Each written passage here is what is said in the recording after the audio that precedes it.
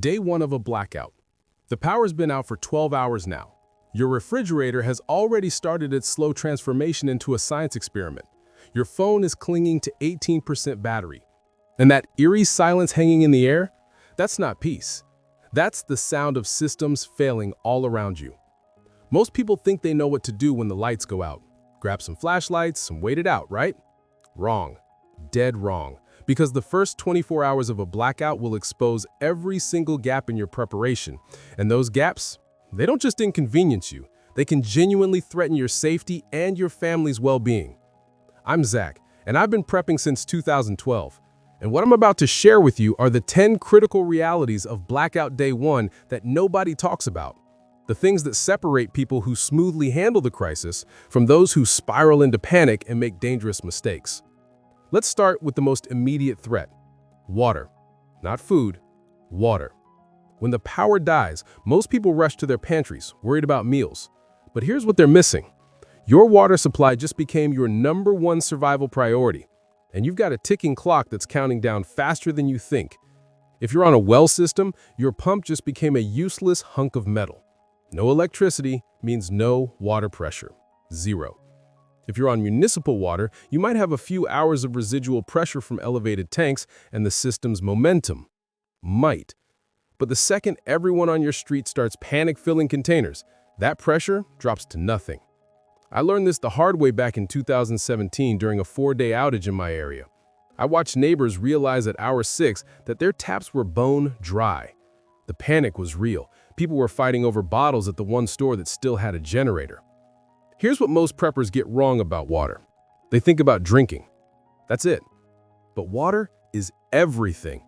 It's cooking, it's hygiene, it's sanitation, it's flushing your toilet, it's brushing your teeth, it's washing a wound, it's keeping your body temperature regulated in extreme heat.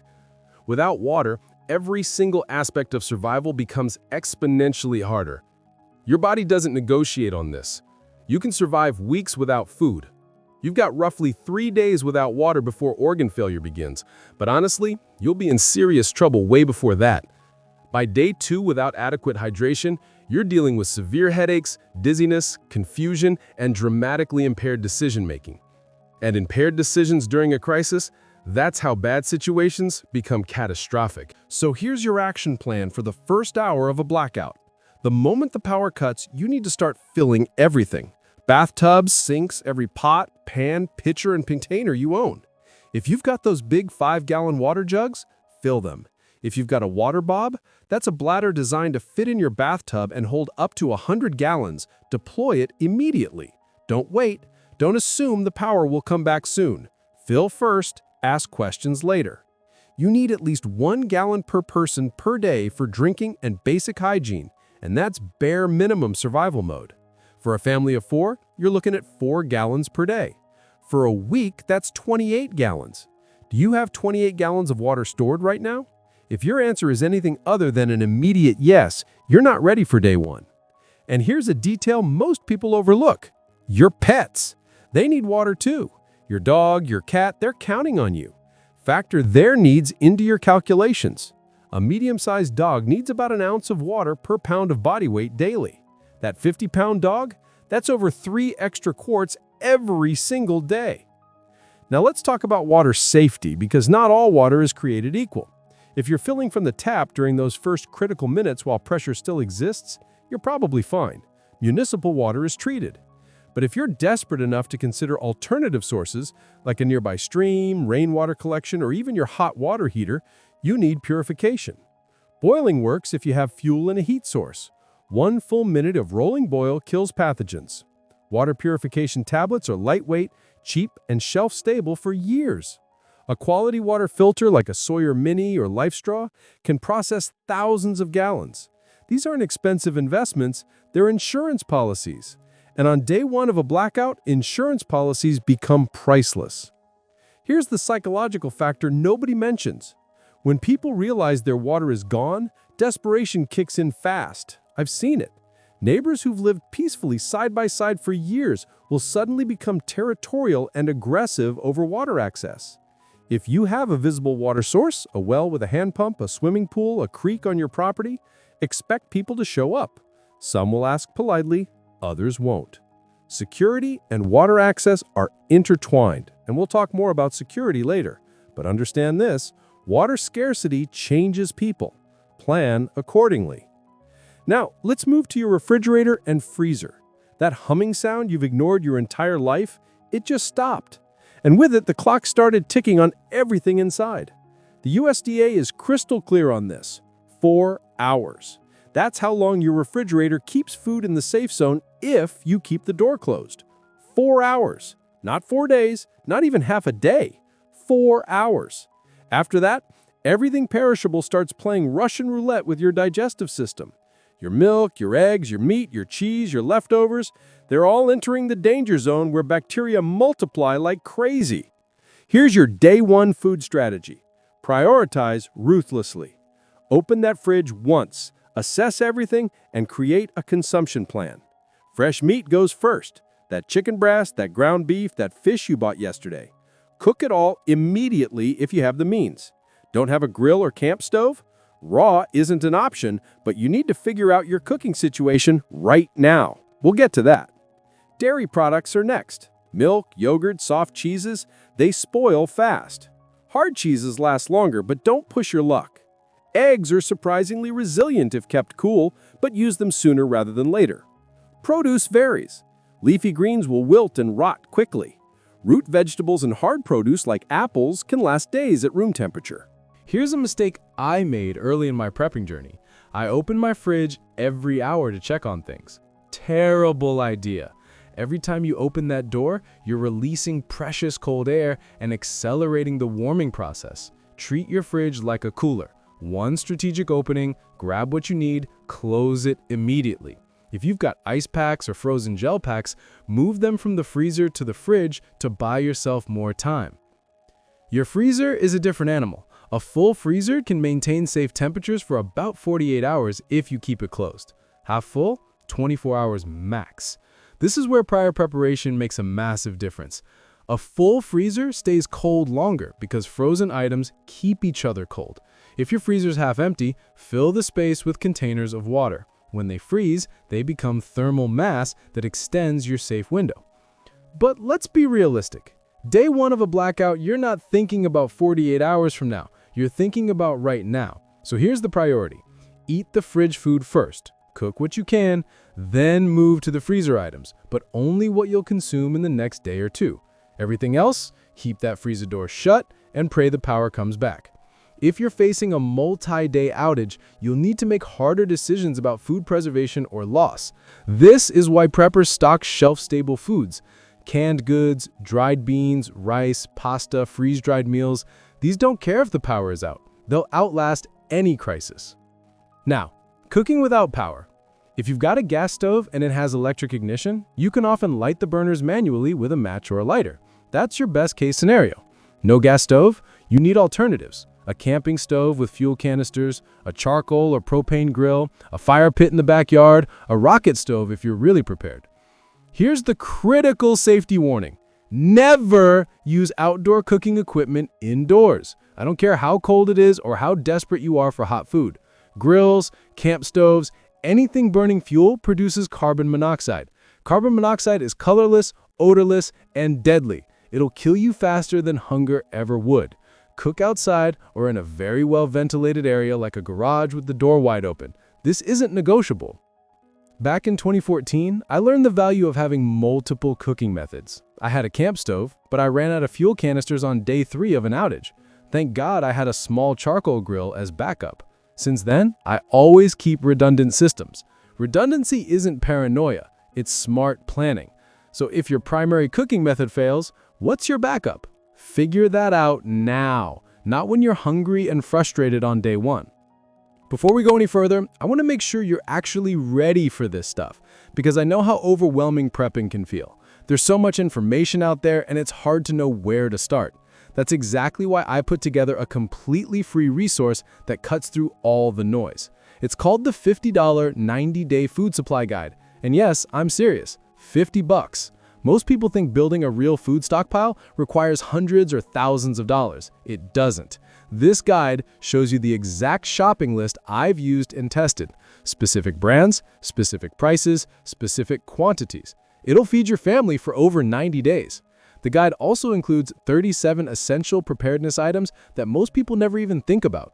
There's one item on that list, number 23, that honestly surprised even me when I researched it, but it makes total sense once you understand why.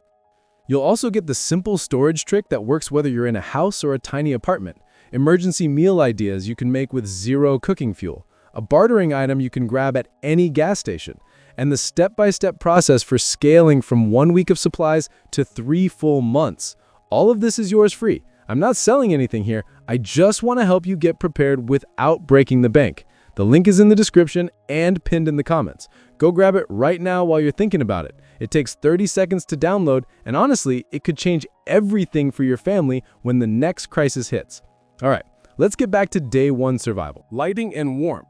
When the sun sets on blackout day 1, everything changes. Darkness isn't just inconvenient, it's dangerous. It affects your ability to navigate your home, to do basic tasks, to stay aware of your surroundings. And if it's winter, the cold becomes a serious threat within hours. Let's start with light. Flashlights are essential, but they're only as good as their batteries. If you haven't checked your batteries in the last 6 months, do it now. Batteries corrode, leak, and lose charge over time. I keep a stockpile of fresh batteries in various sizes, and I rotate them regularly. Every flashlight in my house has batteries installed and extras nearby. I also have headlamps, which are incredible because they free up your hands. Try cooking dinner in the dark while holding the flashlight. It's miserable. A headlamp solves that instantly. Lanterns are your next level up. Battery-powered or rechargeable LED lanterns can illuminate an entire room. They create ambient light that feels more natural and comfortable than a flashlight beam. Position lanterns centrally in your main living area and anywhere you're doing detailed work. Now, let's address candles. Everyone thinks about candles during the blackout. They're atmospheric, right? Wrong mindset. Candles are fire hazards. Every year, house fires spike during power outages because people use candles carelessly. Open flames plus panic plus darkness equals disaster. If you use candles, use them correctly. Stable holders, clear surroundings, never leave them unattended. Keep them away from kids and pets. Honestly, I avoid candles entirely. The risk isn't worth it when safer alternatives exist. Heat is where things get deadly serious. If you're experiencing a blackout during cold weather, your home will start losing heat immediately. How fast depends on your insulation, outside temperature, and wind. But modern homes aren't designed to retain heat without active heating systems. Within a few hours, indoor temperatures can drop dangerously low. Hypothermia doesn't just happen to people lost in the wilderness. It happens in homes. Layer your clothing. Multiple thin layers trap air and insulate better than one thick layer. Start with a moisture-wicking base layer, add insulating layers like fleece or wool, and top with a windproof outer layer if needed. Cover your extremities. Hats, gloves, warm socks. You lose massive amounts of heat through your head and hands. Emergency blankets. Those thin, metallic-looking things are incredibly effective. They reflect body heat back to you. Combine them with regular blankets and sleeping bags for maximum warmth. If you have a fireplace or wood stove, use it, but ensure your chimney is clean and properly vented. Carbon monoxide poisoning from blocked or improper venting kills people every winter. If you don't have a fireplace, seal off unused rooms, close doors, stuff towels under gaps, and concentrate everyone in one central room. Body heat from multiple people in a smaller space makes a real difference. Huddle together under blankets. Here's what you absolutely cannot do. Do not use your gas oven or stove to heat your home. Do not use generators, grills, or camp stoves indoors. These produce carbon monoxide that will poison you. You won't smell it, you won't see it. You'll just get drowsy, lie down, and never wake up. Every single winter during power outages, people die from carbon monoxide poisoning because they make this mistake. Don't be a statistic. If you're in a hot climate, the challenge reverses. Without air conditioning, temperatures inside can become dangerously high. Heat exhaustion and heat stroke are real threats. Close all blinds and curtains to block sunlight. Use battery-powered fans if you have them. Stay hydrated constantly. Wear light, breathable clothing. Dampen cloths and place them on your neck, wrists, and forehead to cool down through evaporation. Take it easy. Don't exert yourself unnecessarily. Heat stress escalates quickly. Sanitation. Nobody wants to talk about toilets, but day one of a blackout forces the conversation. When the water stops, your toilet stops functioning. That's the reality. You can't flush, and if you try to flush repeatedly using stored water, you're wasting a precious resource on waste disposal. You need a better plan. The emergency toilet system is simple but crucial. Get a 5-gallon bucket with a lid.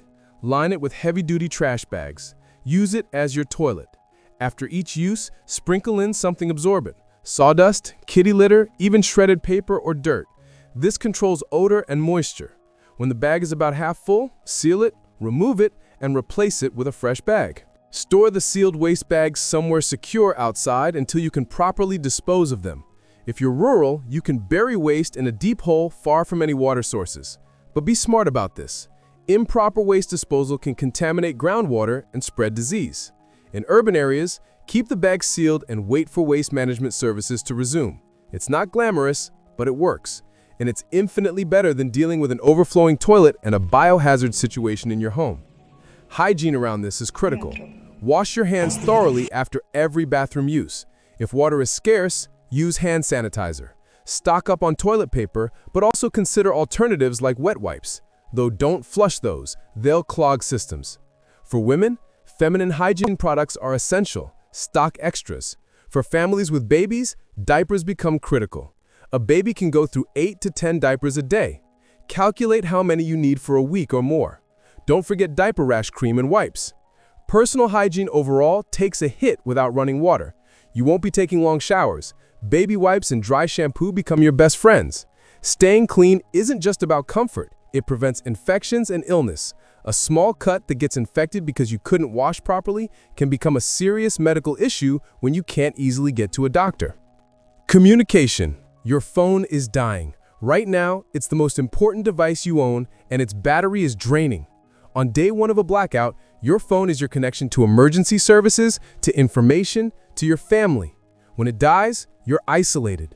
So battery conservation becomes a top priority. The moment the power goes out, put your phone in low power mode. Close all background apps. Turn off Wi-Fi and Bluetooth unless you're actively using them. Drop the screen brightness to the minimum. Enable airplane mode when you're not making calls or checking for updates. Every percentage point matters. Resist the urge to scroll social media or watch videos.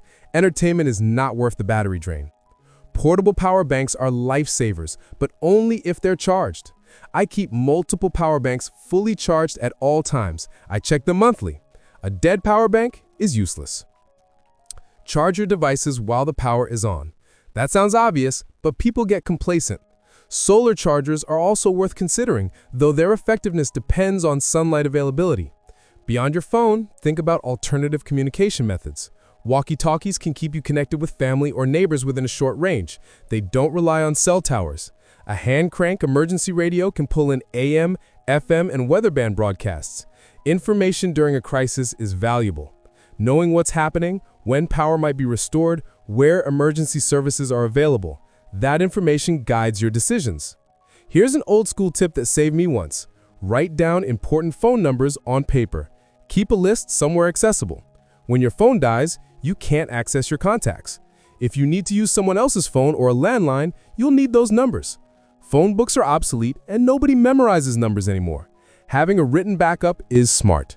If you have a car, it can charge your phone, but don't run the engine unnecessarily. Fuel becomes valuable during extended outages. Charge strategically. Mental health and boredom. This might sound soft, but it's real. When the power goes out, all your normal distractions vanish. No TV, no internet, no streaming, no video games, just silence and time. For many people, especially kids, this is unbearable. Boredom leads to restlessness. Restlessness leads to tension and conflict. In a confined space during a stressful situation, that conflict can escalate quickly. You need to proactively manage morale. Entertainment isn't a luxury during a blackout. It's a coping mechanism. Board games, card games, books, puzzles. Dig out everything you have. Playing games together as a family creates positive distraction and bonding. It keeps minds occupied and spirits up. Storytelling is underrated. Share memories, tell jokes, make up stories. Human connection doesn't require electricity. It requires effort and intention. For kids, having activities ready is crucial. Coloring books, action figures, dolls, building blocks, keep them engaged. A bored, whiny kid amplifies stress for everyone. If you're alone, reading by flashlight or lantern light works. Journaling your thoughts can be therapeutic. Keeping busy prevents your mind from spiraling into worst-case scenarios. A battery-powered radio can provide entertainment through music or talk shows. Even just hearing other voices can combat the isolation.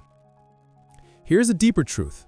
Extended darkness and silence can be psychologically heavy. Humans aren't designed for sensory deprivation. We need stimulation, connection, purpose. Maintaining a sense of normalcy and routine helps. Set meal times, create schedules. Give people tasks and responsibilities. Purpose combats helplessness. If you're caring for elderly family members or people with mental health conditions, the disruption can be especially challenging. Patience and compassion become critical. Check on each other. Talk about feelings. Stress affects everyone differently. Medications and medical needs. If you or anyone in your family relies on prescription medications, day one of a blackout immediately raises the stakes.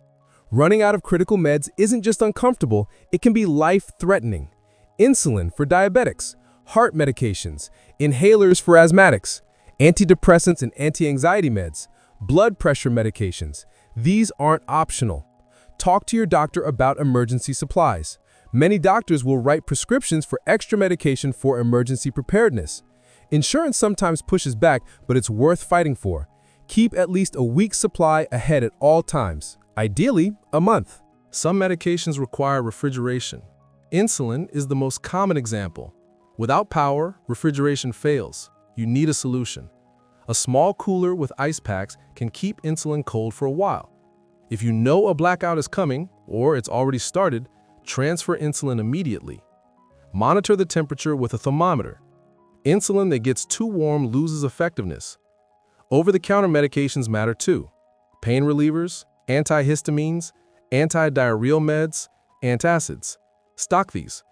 During stressful situations, headaches, stomach issues, and minor ailments spike. You don't want to be suffering unnecessarily. First aid supplies are non-negotiable. Bandages, antiseptic, gauze, medical tape, tweezers, scissors. Treat injuries promptly and properly. Without easy access to medical care, even small injuries can become serious if infected. For families with special needs, whether that's elderly relatives, disabled family members, or young children, plan specifically for their requirements. Diapers, special foods, mobility aids, anything they depend on needs to be stocked and accessible. Don't forget your pets. They need food, water, medications. If you have to evacuate, you need carriers or leashes. A stressed pet adds chaos. A prepared pet stays calm. Security. When night falls on day one, fear kicks in. Darkness brings vulnerability. Your home's normal security systems might be offline. No alarm system, no electronic locks, no security cameras. Just you, your locks, and your awareness. Here's the uncomfortable truth. Blackouts create opportunities for criminals. Looters know emergency services are stretched thin. Response times are longer. Visibility is poor. Some people will exploit the chaos. Your job is to not be an easy target. Reinforce your home's physical security. Check every door and window. Make sure locks are functional. Deadbolts on exterior doors are essential. For sliding glass doors, place a wooden dowel or metal rod in the track. This prevents forced entry, even if the lock is compromised.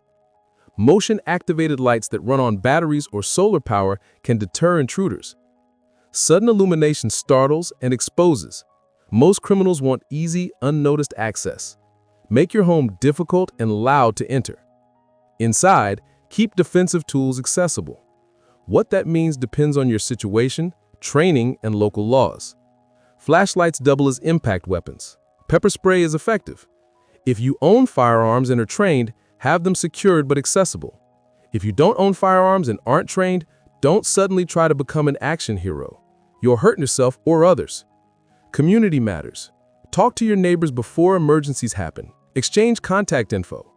Establish a simple watch system. Eyes on the street discourage crime. If you're isolated or rural, this is harder, but the principles remain. Be aware of your surroundings. Don't advertise that you're prepared. If you're the only house with lights and activity, you draw attention. Stay low profile. Trust your instincts. If something feels wrong, act defensively. Better to overreact and be safe than to ignore warning signs and regret it. Temperature extremes without climate control. We touched on this earlier, but it bears deeper examination. Your HVAC system is down. If it's winter, your home is an icebox within hours. If it's summer, it's an oven.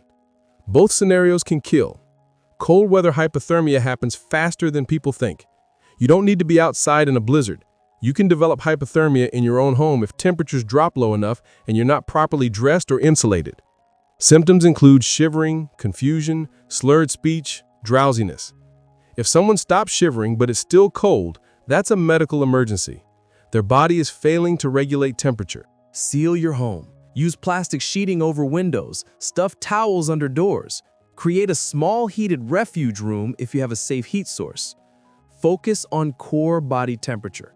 Warm liquids help. Soup, tea, hot water. Your body uses energy to warm cold food and drink, so warm is better. In extreme heat, the danger is heat exhaustion progressing to heat stroke. Symptoms include heavy sweating, weakness, dizziness, nausea, and headache. If untreated, it escalates to confusion, rapid pulse, and loss of consciousness. Cool the person immediately. Move them to shade. Apply cool water to skin. Fan them. Hydrate if they're conscious. Heat stroke is a medical emergency requiring professional care, but during a blackout, getting that care might be difficult. Prevention is everything. Stay cool. Stay hydrated. Limit activity. Prepping mistakes that haunt you on day one. Let's talk about the gaps that hurt. The things you thought you had covered but didn't. Dead batteries. You were sure you had extras. You don't. Or they're corroded and useless. Now your flashlight is dead, your radio is silent, and you're fumbling in the dark. Check your batteries regularly. Replace them before they expire. Store them properly. Improper food storage. You have food, but it's scattered, unorganized, and half of it is expired. Trying to sort through this during a crisis wastes time and energy. Organize your preps. Rotate stock. First in, first out. Label everything with dates. Broken or missing gear. That camping stove you haven't used in 3 years? The fuel canister is empty, the igniter is broken, your backup plan just evaporated. Test your gear regularly. Use it. Make sure it works. Replace worn or broken items before you need them. Lack of skills. You have all the tools but no idea how to use them. A water filter you've never practiced with, a fire starter you can't get to light. Prepping isn't just buying stuff, it's learning skills. Practice before the emergency. Failed communication plans. Your family doesn't know what to do. There's no meeting point, no contact plan, no assigned responsibilities. Chaos ensues because nobody planned. Have a family emergency plan. Discuss it. Practice it. Everyone should know their role. Underestimating water needs. You thought 5 gallons would be enough. It's not even close. Calculate realistically. Store more than you think you need. Ignoring sanitation. You didn't think about the toilet situation until it became a problem. Now you're dealing with a mess that could have been avoided with a $20 bucket and some trash bags. Plan for the unpleasant realities. No cash on hand. Everything is digital. But during a blackout, card readers don't work. ATMs might be down. If stores are open and running on generators, they might only take cash. Keep emergency cash in small bills. Poor physical fitness. Survival situations are physically demanding. Hauling water, moving supplies, staying warm, these things require effort. If you're in poor health, everything is harder. Work on your fitness now. It's one of the most valuable preps you can make. These mistakes are fixable, but only if you act before the crisis. Day one of a blackout reveals every weakness in your preparation. Don't wait for that brutal lesson. So where does this leave you? Day one of a blackout is a test. It tests your supplies, your plans, your mindset, your family's cohesion. Most people fail this test because they never prepared. They assumed help would come quickly, that disruptions would be brief, that someone else would solve the problem. You know better now. The first 24 hours set the tone for everything that follows. Handle day one well and you build confidence and momentum. Stumble through day one and you're already behind, already stressed, already making mistakes that compound. Here's what you need to do right now, today, before any emergency.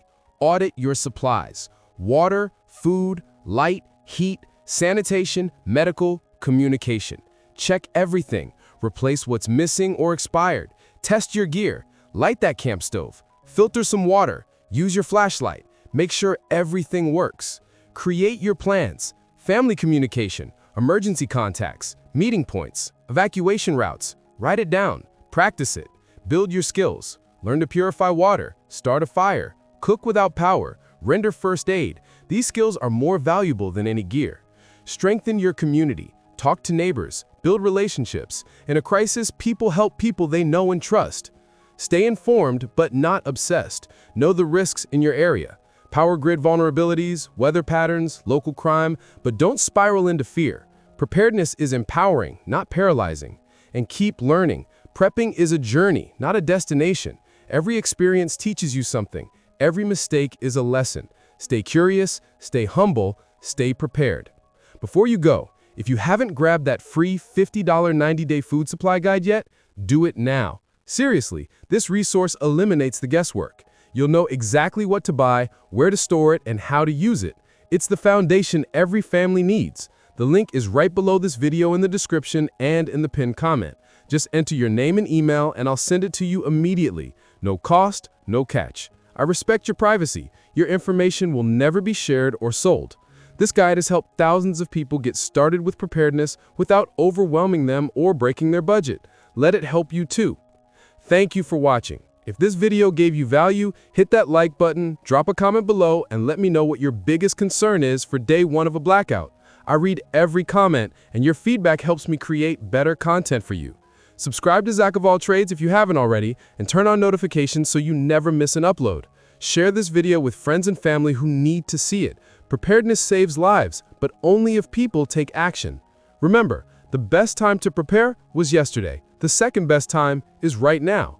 Don't wait for the lights to go out to realize you're not ready. Take control. Build your resilience. Protect your family. You've got this. Stay safe out there.